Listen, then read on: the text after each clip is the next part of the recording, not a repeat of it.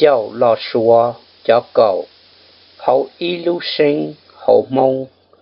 Learn to count the tens in one tone in mong.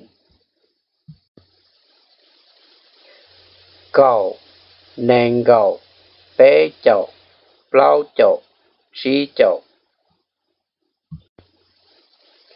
Trâu chậu, xa chậu, dì chậu, chua chậu, y bùa.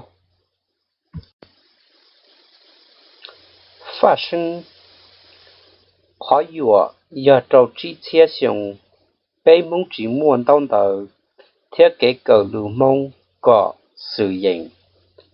Bé mong hay tìa, y trà tê, y trà dù. Do rong, bé hay, nhẹ chậu, thiết, nhẹ bùa, bé chỉ hay, nhẹ chậu, thiết, nhẹ bùa.